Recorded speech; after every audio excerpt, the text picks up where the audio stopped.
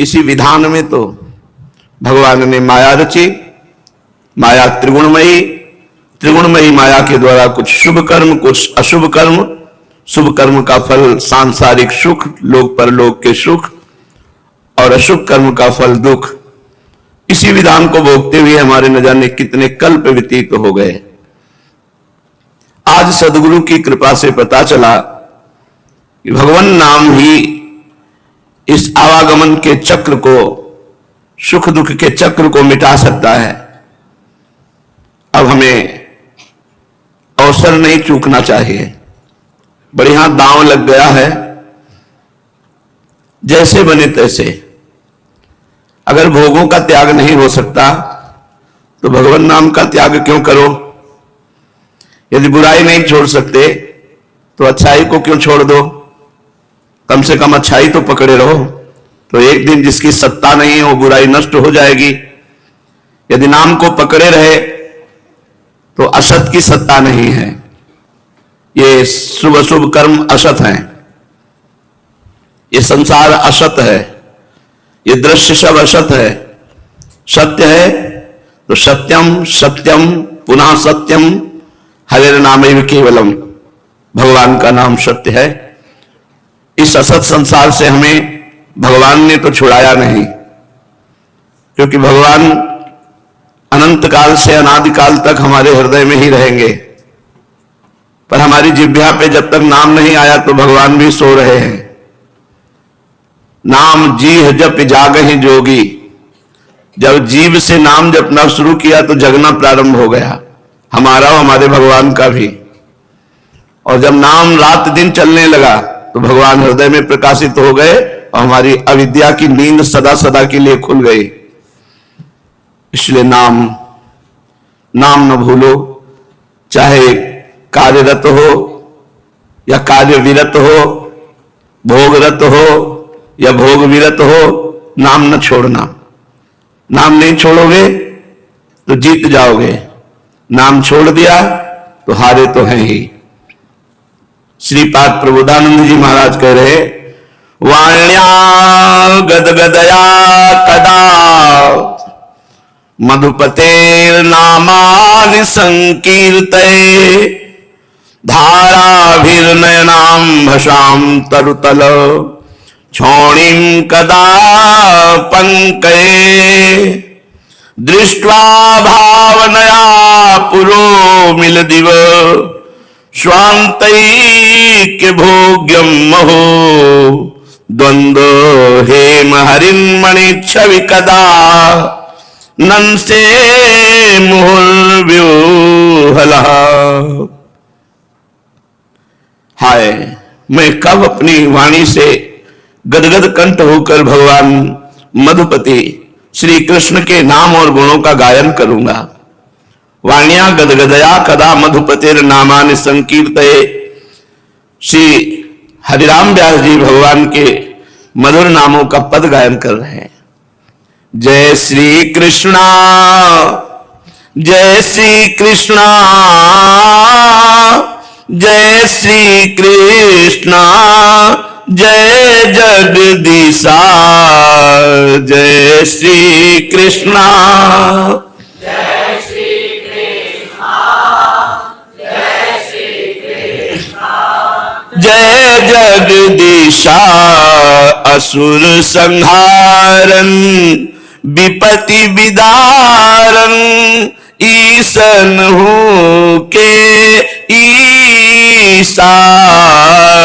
असुर संहारन विपति विदारन ईसन हो के सा।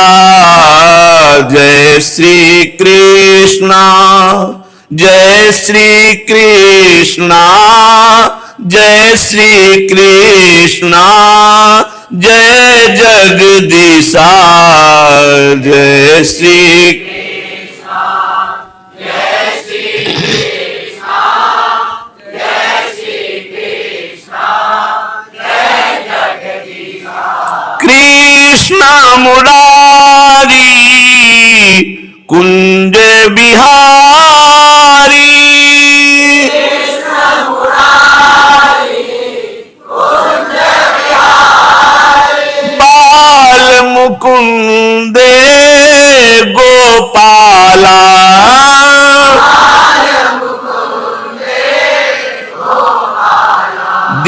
दीन उधारी संत सुधारी।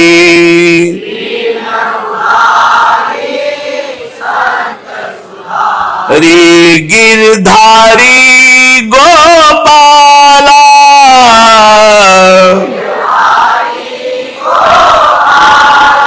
दीन उधारी संत सुधारी। गिरधारी गोपाला दीन संत सुधारी। गिरधारी कृष्ण मुरारी कुंज बिहारी। बाल मुकुंद लाला कृष्ण मुरारी।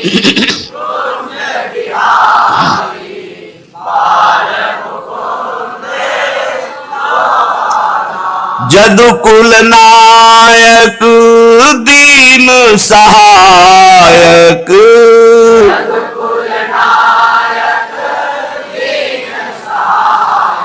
सुखदायक जन बंधु।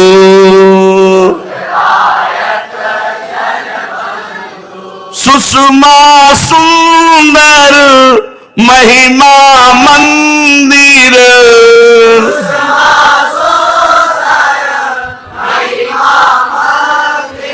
करुणा पूरन सिंधु।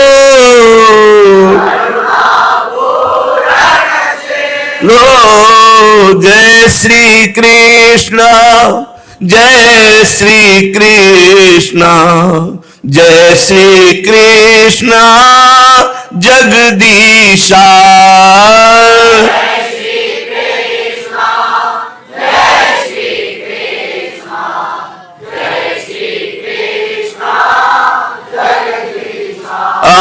असुर संहारं विपत्ति विदारं ईसन हो के ईसा।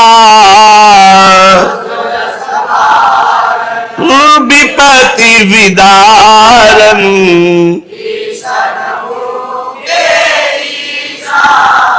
गोधन गोहन बन घन सोहन।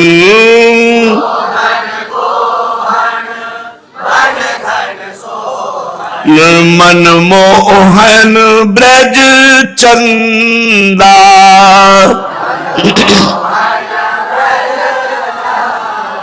नटवर नागर परम उजागर।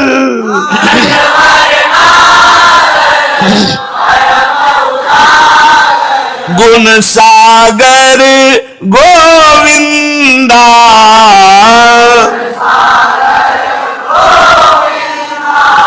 नटवर नागर परम उजागर। गुण सागर गोविंदा।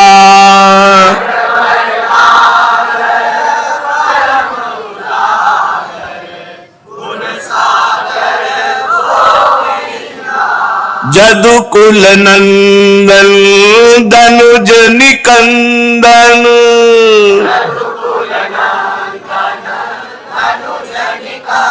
नन करत सनंदन सेवा।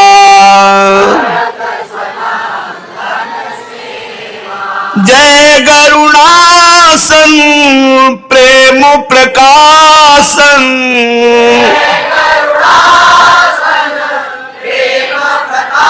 शन व्यास दास कुल देवा।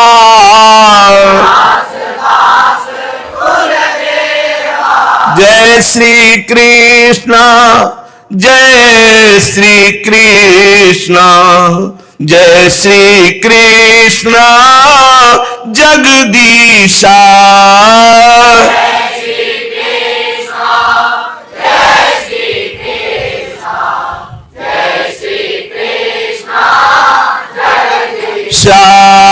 असुर संहारं विपत्ति विदारं ईसन हूँ के ईसा।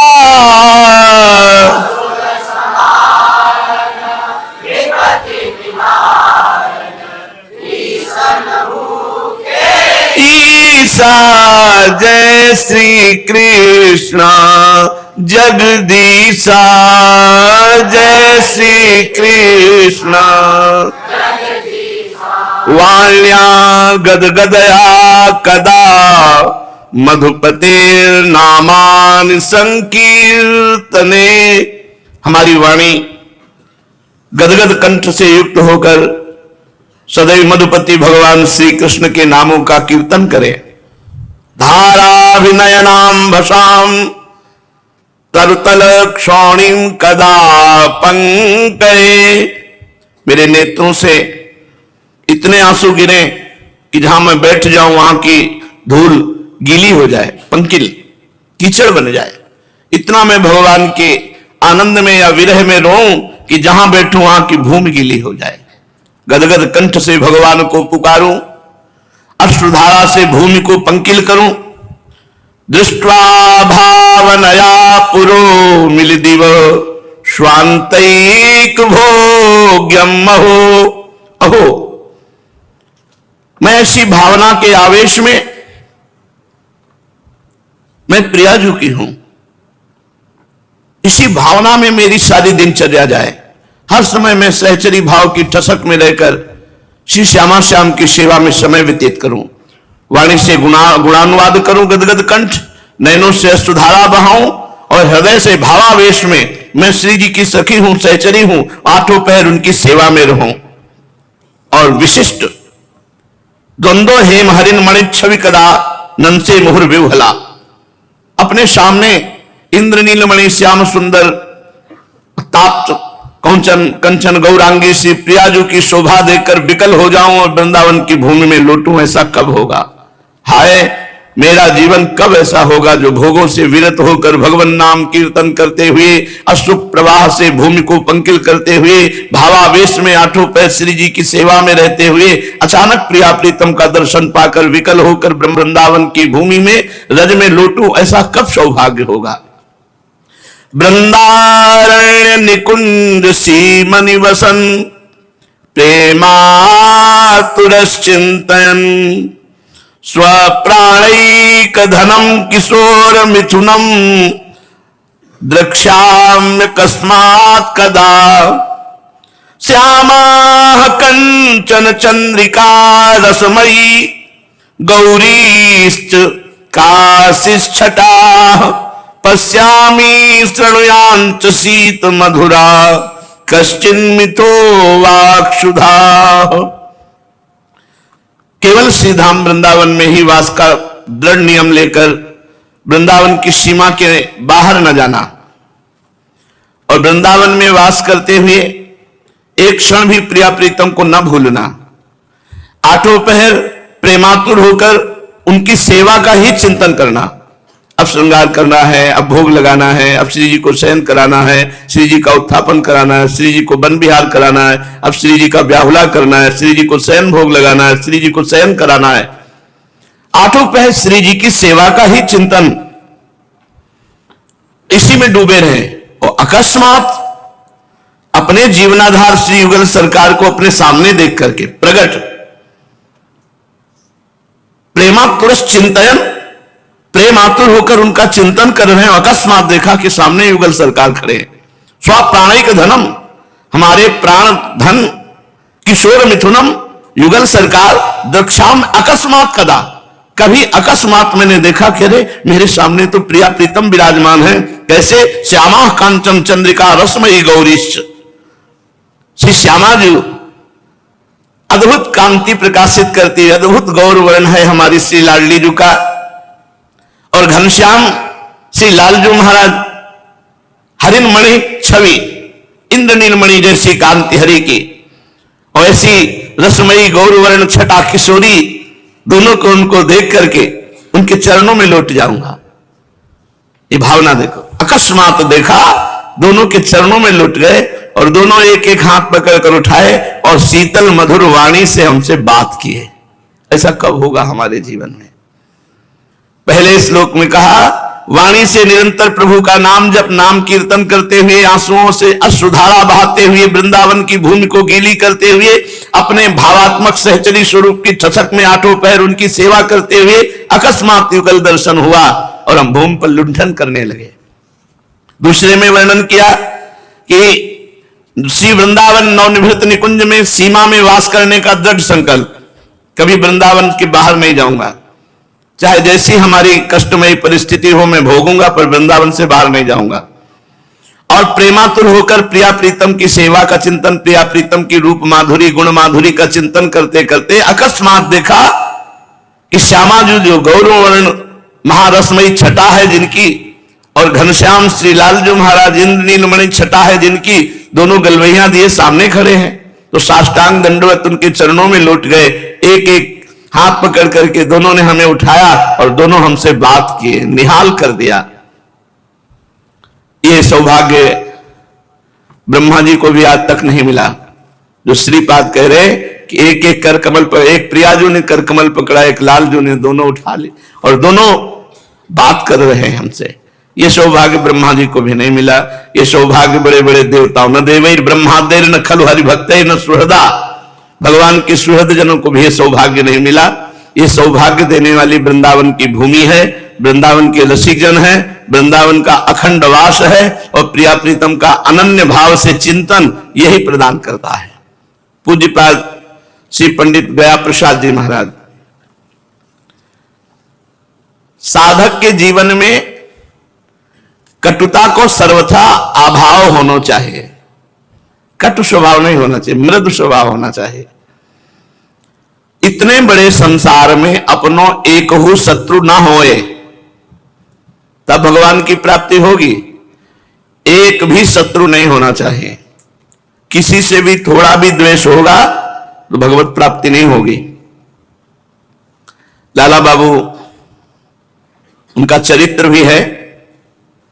वो जब श्री कृष्णदास जी से कहते, गुरुदेव भगवान थे उनके, कि अब विरक्त भेष दे दो, कहते अभी नहीं।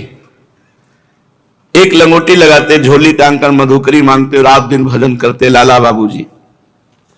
उनके श्याम चंद्रमा जी ठाकुर जी में बहुत महिमा में है। उन्होंने विचार किया कि मेरे में कौन सी कमी है जो गुरुदेव मुझे विरक्त भेष नहीं दे रहे।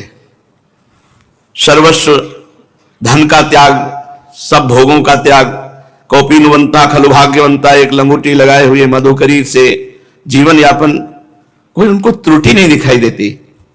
और जब कहते तब कहते अभी नहीं, अभी तुम योग्य नहीं हुए हो विरक्त वेश के।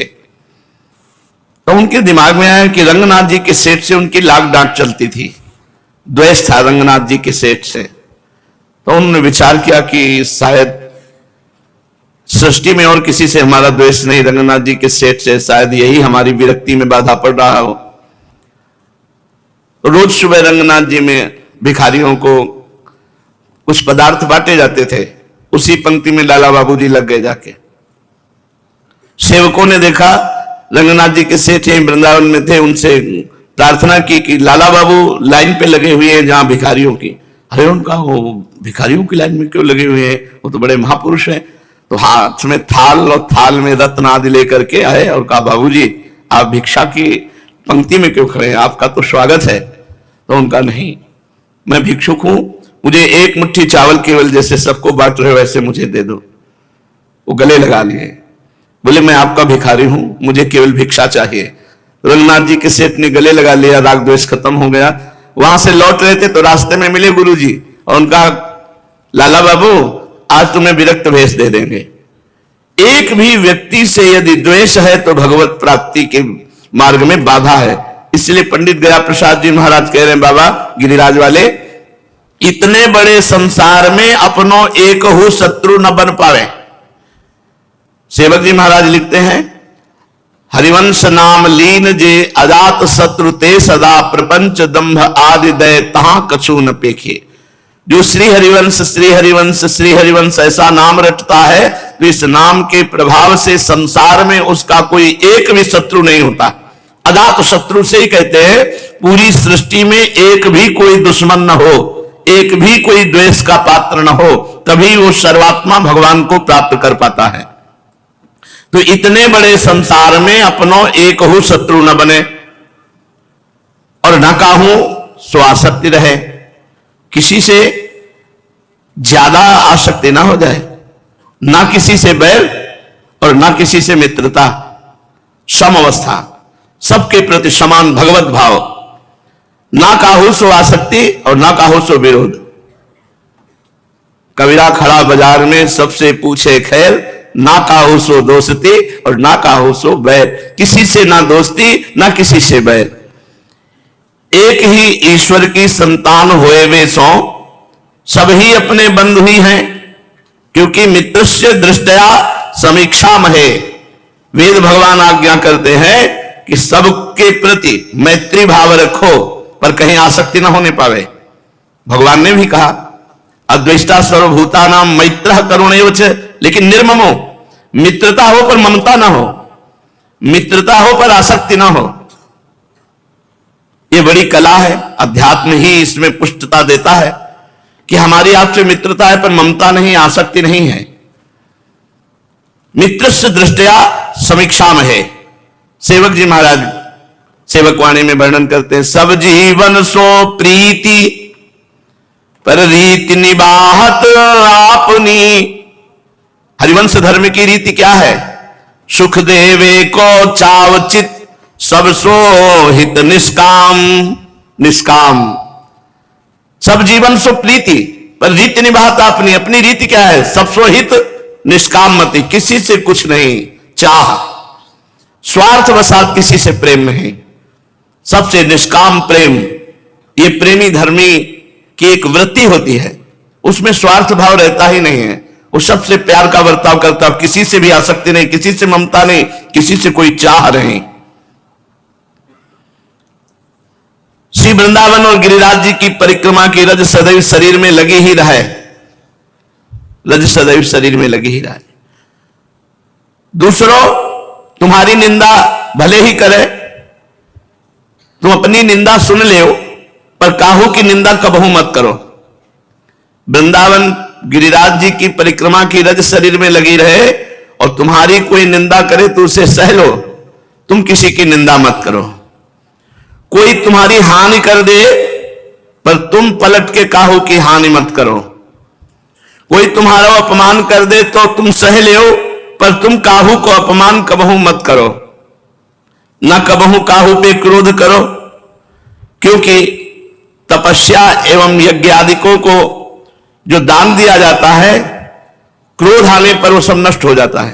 तपस्या पुण्य ये सब नष्ट हो जाता है जब क्रोध आता है। इसीलिए काम क्रोध लोभ को नरक का द्वार बताया गया है। त्रिविधम नरकस्येदम द्वारम नाशनमात्मनः कामः क्रोधा तथा लोभः तस्मादेत्ययं त्यजेत। काम क्रोध मद लोभ सब नाथ नरक के पंथ, सब परिहर रघुवीर रहे भजो भजय जय संत। भजन कब होता है? जैसे संत जन भजन करते, जब काम क्रोध मद लोभ का त्याग कर दिया जाए, क्योंकि सीधे नरक के द्वार है। कामा क्रोधा तथा लोभा तस्मादेत त्रयम त्यजेत, इन तीनों का त्याग कर दे, भगवान कह रहे गीता जी में। इसलिए कभी भी क्रोध नहीं करना चाहिए। शास्त्र में लिखा है तपते यज्ञते चैव यच्च दानम प्रयच्छति क्रोधस्तु सर्वहरति तस्मात् क्रोधम विवर्जयत। जो भी तपस्या है, जो भी पुण्य है, जो भी साधना है, जब हम किसी पर क्रोध करते हैं तो हमारी साधना नष्ट हो जाती है। हमारा साधन से किया हुआ तप पुण्य ये क्षीण हो जाता है। तपते यज्ञते चैव यच्च दानम प्रयच्छति क्रोधस्तु सर्वम हरति तस्मात् क्रोधम विवर्जयेत। जो तपस्या यज्ञ दान पुण्य आदि है वो सब नष्ट हो जाता है क्रोध करने से। जिनकी नाक में गुस्सा है उनके पास क्या रह गया? नरक का रास्ता। क्रोध करना कोई अच्छी बात नहीं है, अपने पुण्यों का नाश करना है, इसलिए क्रोध मत करो।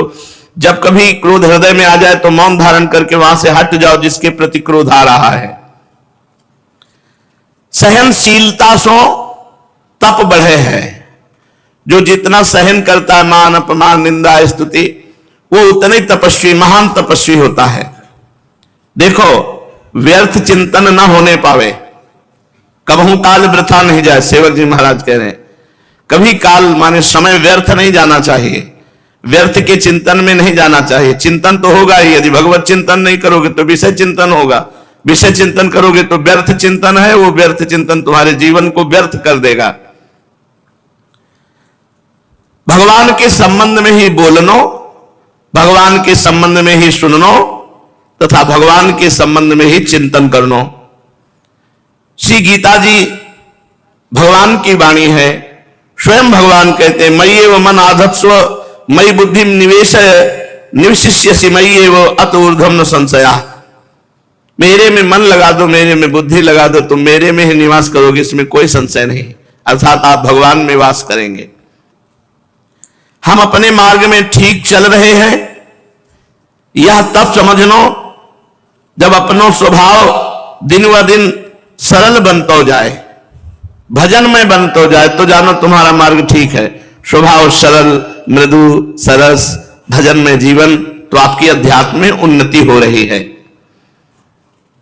अति उत्तम स्वभाव बने। एक वाक्य मिले कि है जितनी बातें दुनिया की सब भूल गए कछु याद नहीं।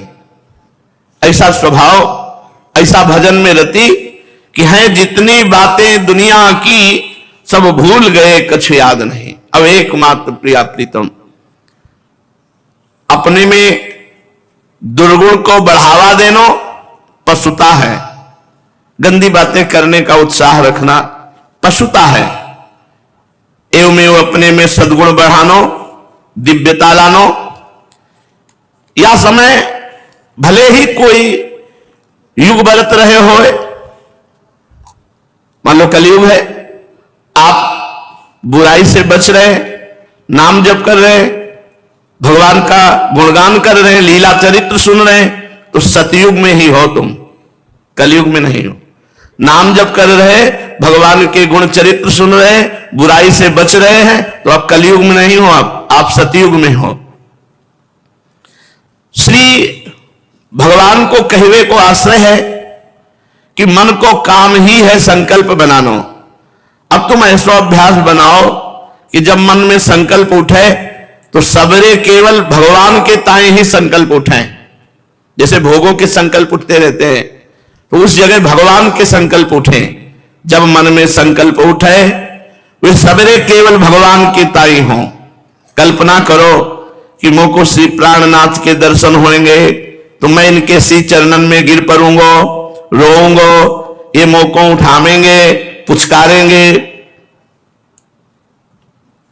प्यार करेंगे, अपने पीतांबर से आंसू पोछेंगे, मैं धन्य बन जाऊंगा, मैं मर के नित्य लीला में पहुंच जाऊंगा, वहां मुझको इनकी सेवा प्राप्त होएगी, मैं सेवा करूंगा, जहां ये खेलेंगे मैं वह स्थल को स्वच्छ कर दियो करूंगा, ये शयन करेंगे मैं पंखा करता रहूंगा, आदि आदि ऐसी भावना में डूबो। श्री भगवान के ताई करी गई भावना असत्य होते हुए भी परम सत्य बन जाए। जैसा तुम सोचोगे वैसा ही तुम्हें प्राप्त होगा। जैसे श्री गंगा जी में कैसो हो पानी पड़े, सबे वो पानी गंगा जल बन जाए, ऐसे ही कैसी भी भावना भगवान से की जाए वो सब परम पवित्र हो जाती है। एवं में कल्पना हो सत्य बन जाए है जो भगवान से जोड़ दी जाए। मन के समस्त संकल्प श्री प्रीतम के ताई ही बन में लगे, तब यह तो निश्चय है ही गयो कि ये मन अब श्री भगवान को बन गयो। तब भगवत वस्तु श्री भगवान के ही काम में आवे, या नियम उपासना में है ही। जैसे मंदिर में जो धातु के पात्र श्री ठाकुर जी की सेवा में रहे हैं, उनको अपने काम में नहीं ले सके, तब जबकि यह मन इनकी वस्तु बन गयो, तब अपने ताई मनो का कोई संकल्प नहीं, क्योंकि ठाकुर जी की वस्तु है। अपनों तो जो कछु होएगो वो शरीर के प्रारब्ध के अनुसार होता ही रहेगो, या की ओर ध्यान ही नहीं देनो। निरंतर श्री प्राणनाथ के चिंतन को ही अभ्यास बनावे, ना अपने ताई संकल्प ही बनावे और ना संसार की ओर ध्यान ही दे। विधि प्रपंच अस अचल अनादि। इस संसार प्रवाह में उथल पुथल होती ही रहे हैं। हाँ, हमें तो ये देखना है कि संसार की उथल पुथल में अपने प्राणनाथ को भूल तो नहीं रहे हैं, अपने जीवन धन को कहीं भूल तो नहीं रहे संसार की घटनाओं में। अपने सबरे संकल्प इनके ताई, शरीर की सबरी चेष्टाएं इनके ताई, खान पान शयन तथा समस्त व्यवहार केवल अपने प्राणनाथ के ताई ही होए। जैसे पतिव्रता को जीवन केवल अपने पति के ताई ही रहा है, अपने समस्त क्रियाकलापन को हूं केवल अपने से प्राणनाथ के ताई ही होए। यहां तक कि जीनो ही इनके ताई और मरनो ही इनके ताई। शरीर में, इंद्रियन में, मन में केवल इनको अखंड साम्राज्य होए। अब बची बुद्धि, बुद्धि को श्री कृष्ण में लगाए देनो। कैसे? बुद्धि को काम है निर्णय करनो, ये करनो आवश्यक है, यह अति आवश्यक है और यह अनावश्यक है, ये सब निर्णय बुद्धि करती है, ये बुद्धि का काम है। तब बुद्धि सोहु काम ले भगवान के ताई। बार बार बुद्धि यही निर्णय करे कि हमें चाहिए केवल एक भगवान, हमें भगवान चाहिए, हमें भगवान चाहिए, संसार नहीं, हमें भोग नहीं चाहिए, हमें श्यामा श्याम चाहिए, ये मेरे, मैं इनको, ये निर्णय करो बुद्धि से। बार बार बार बार यही पाठ को फेरो, मैं इनको, ये मेरे, मुझे भगवान चाहिए, संसार नहीं। और कोई लौकिक कामना न बनन पावे। जब कोई कामना उठे तब यही सूत्र दोहराओ, मैं इनको, ये मेरे, मुझे भगवान चाहिए, संसार नहीं। काटो इस बात से हर कामना को। परम पूज्य परम श्रद्धेय श्री पंडित जी महाराज के एक निकट स्थित जन ने अपने परम पूज्य श्री पंडित जी से प्रार्थना करी कि आप हमें श्रीमद् भागवत पुराण के कोई 7 श्लोक जो आपको परम प्रिय हुए लिख के देव। अपने प्रियजन की प्रार्थना पे पूज्य बाबा ने ये 7 श्लोक लिख के दिए। कृष्णाय वासुदेवाय देवकी नंदनाय च नंद गोप कुमाराय गोविंदाय नमो नमः। पहला और दूसरा दिया, ब्राह्मणस्य ही देहोयम शुद्ध कामाय निश्चिते कृच्छाय तपसे चेह प्रीत्यानंत सुखाय च। ये जो मानव शरीर मिला है, जो द्विज देह मिली है, ये भोग विलास के लिए नहीं मिली। ये उत्तम शरीर को पाए के संयम पालन करते हुए तपस्या पूर्वक भगवान को भजन करना चाहिए। तब ही तो मृत्यु के पीछे मोक्ष प्राप्त हो सके है। वास्तव में यह शरीर की सफलता तब ही मानी जाएगी जब भगवान की प्राप्ति हो जाए, मोक्ष की प्राप्ति हो जाए। ये मानव मात्र का परम कर्तव्य है, समस्त शरीरधारियों का परम कर्तव्य है कि इस जन्म में भजन करके भगवान को प्राप्त कर लिया जाए।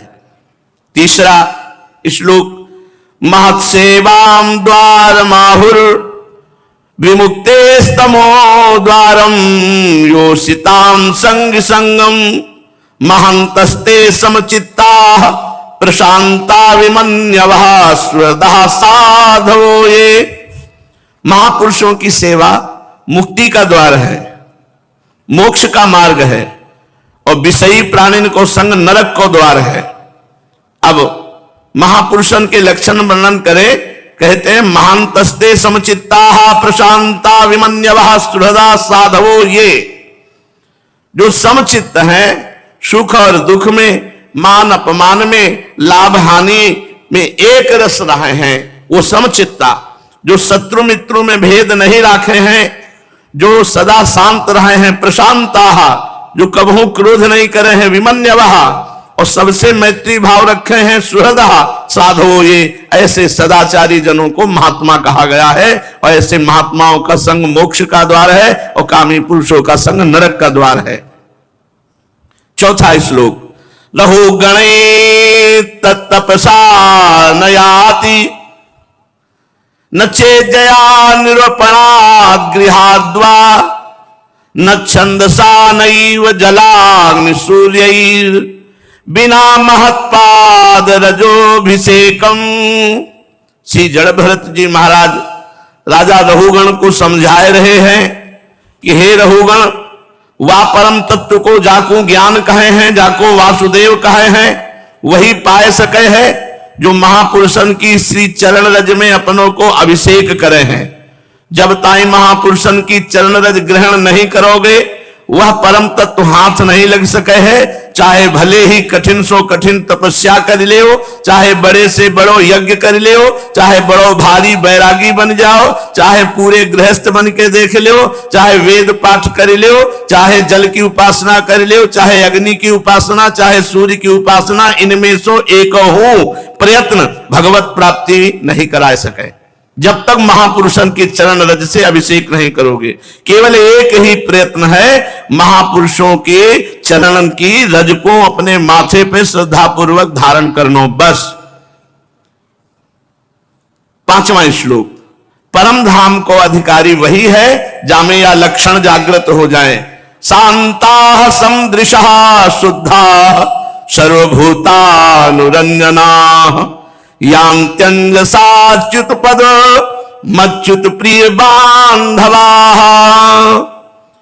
जो शांत होए, जामे चंचलता न होए, ये लक्षण जिसमें वो परम पद का अधिकारी हो चुका है।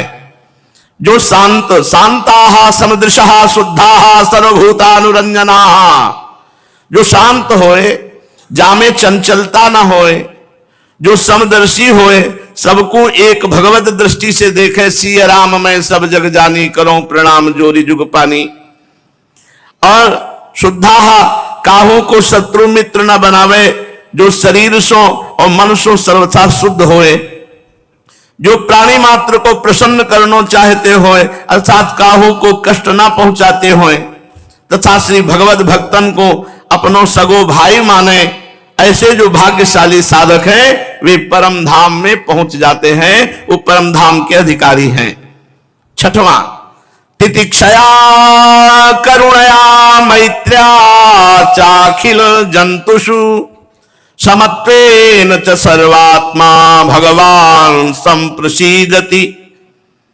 भगवान उससे सदैव प्रसन्न रहते हैं जिसमें ये गुण होते हैं। कौन से गुण?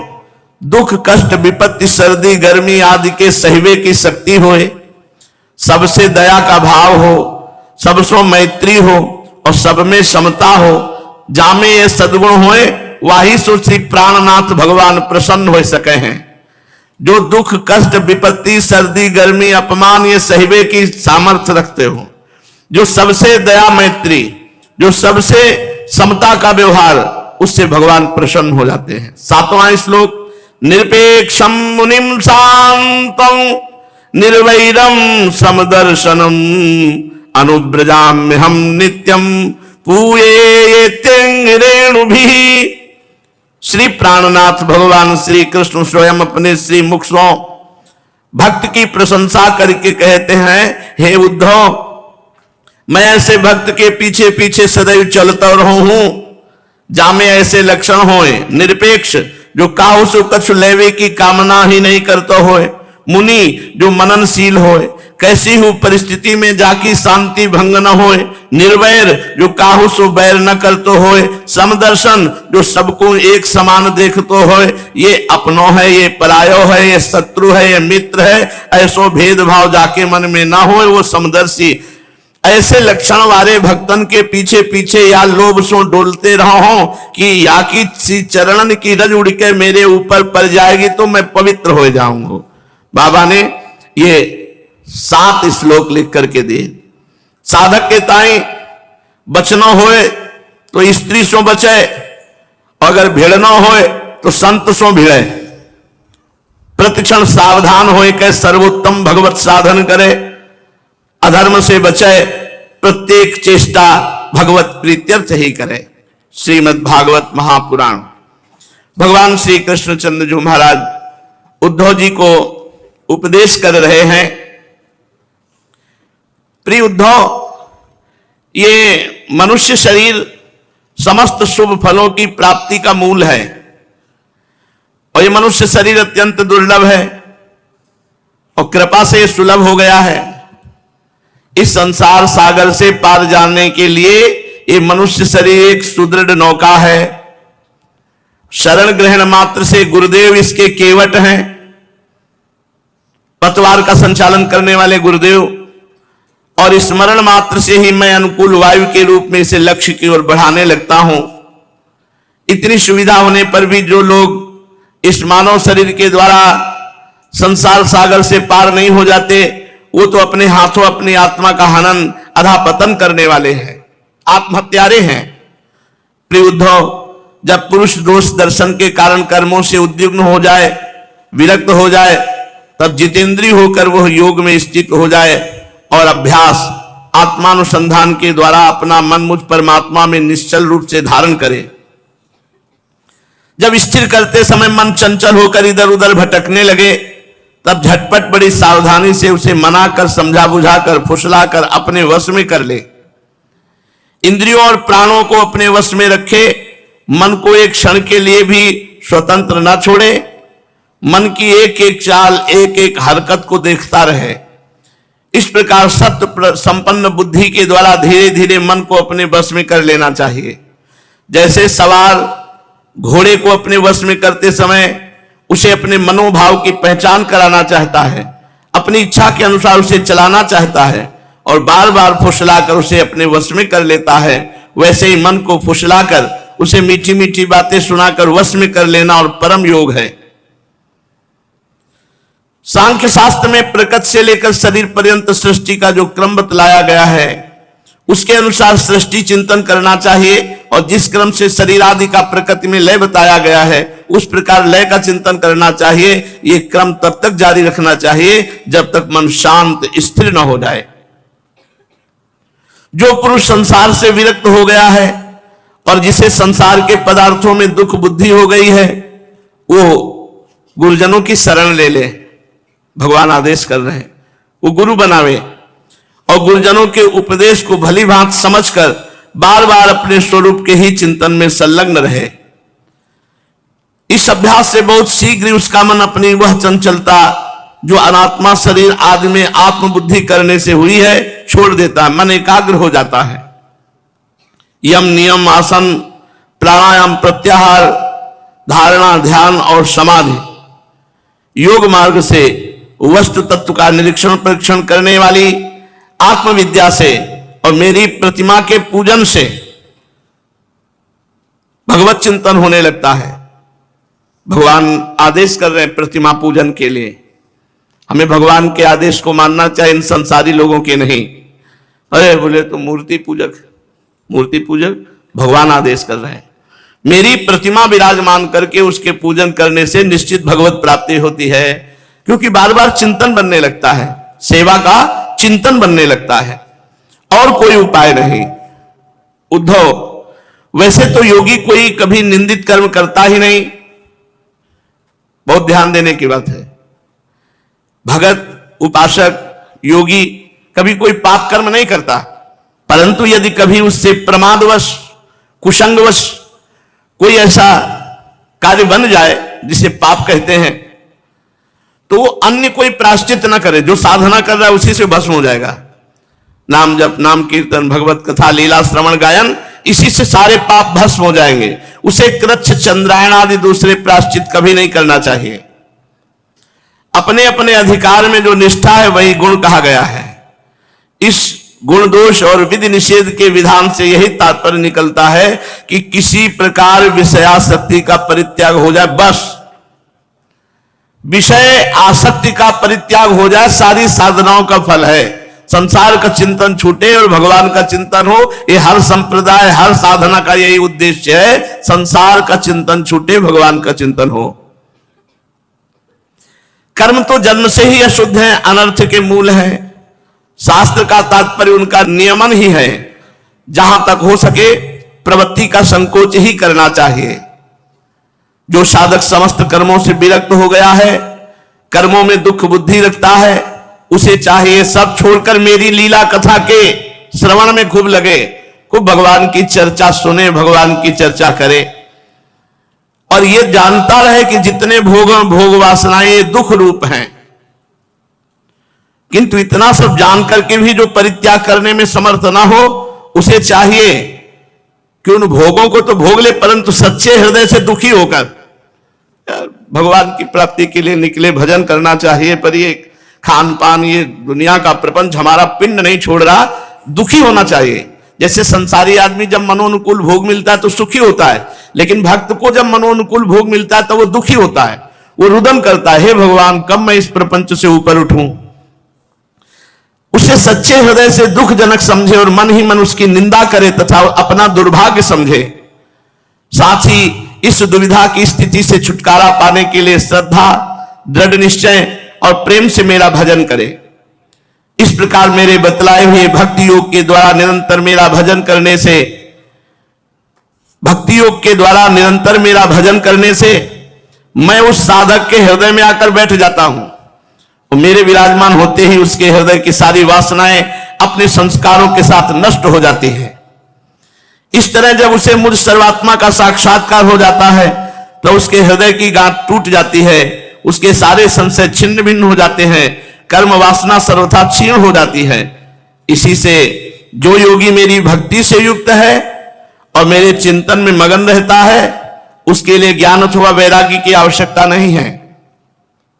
कितनी सुंदर बात कह रहे हैं भगवान, न वैराग्य की आवश्यकता है और न ज्ञान की। जो भगवान की कथाएं सुन रहा है, भगवान का नाम जप कर रहा है, नाम कीर्तन कर रहा है, उसे किसी और साधन की जरूरत नहीं है। उसका कल्याण तो प्रायः मेरी भक्ति के द्वारा ही हो जाता है। कर्म, तपस्या, ज्ञान, वैराग्य, योगाभ्यास, दान, धर्म और दूसरे कल्याण साधनों से जो कुछ स्वर्ग अपवर्ग मेरा परम धाम अथवा कोई भी वस्तु प्राप्त होती है, वह सब मेरा भक्त मेरे भक्ति योग के प्रभाव से ही यदि चाहे तो अनायास प्राप्त कर लेता है। मेरे अनन्य प्रेमी एवं धैर्यवान साधु भक्त स्वयं तो कुछ चाहते ही नहीं, यदि मैं उन्हें देना चाहता हूं तो और देता भी हूं तो भी वे दूसरी वस्तुओं की तो बात क्या, कैवल्य मोक्ष भी नहीं लेना चाहते। ऐसे भक्ति में सुख प्राप्त किए भक्तजन होते हैं। भगवान कह रहे मैं देना भी चाहूं और देता भी हूं, पर वो कैवल्य मोक्ष तक स्वीकार नहीं करते। मर्त लोग, स्वर्ग लोगों के भोगों की तो बात ही क्या। उद्धव जी, सबसे श्रेष्ठ एवं महान निश्रेयस परम कल्याण, इसका दूसरा नाम है निरपेक्षता। किसी से कोई चाह नहीं, इसलिए जो निष्काम और निरपेक्ष होता है उसी को मेरी भक्ति प्राप्त होती है। मेरे अनन्य प्रेमी भक्तों को, समदर्शी महात्माओं को, जो बुद्धि से अतीत परम तत्व को प्राप्त हो चुके हैं, उनको कोई पाप या पुण्य नहीं बांध पाएगा। इसीलिए महापुरुषों की नकल नहीं करनी चाहिए। वो देहाभिमान रहित महापुरुष कभी विषय सेवन करते नजर आते हैं, कभी विषय त्यागी, उनको कोई पाप पुण्य, कोई कर्म बंधन नहीं होता। विधि और निषेध होने वाले पुण्य और पाप से उनका कोई संबंध नहीं होता। कोई निषेध अगर बन जाए तो कोई पाप नहीं, कोई विधि बन जाए तो कोई पुण्य नहीं, क्योंकि वो देहाभिमान रहित महापुरुष होते हैं। इस प्रकार जो लोग मेरे बताए हुए ज्ञान, भक्ति और कर्म मार्ग का आश्रय लेते हैं, वे मेरे परम कल्याण स्वरूप धाम को प्राप्त होते हैं, क्योंकि वे परम ब्रह्म परमात्मा के तत्व को जान लेते हैं। इसलिए सब चिंतन छोड़कर एकमात्र भगवान का चिंतन करो, भगवान के आश्रित रहो। शेष चर्चा आगे। श्री राधा वल्लभ लाल।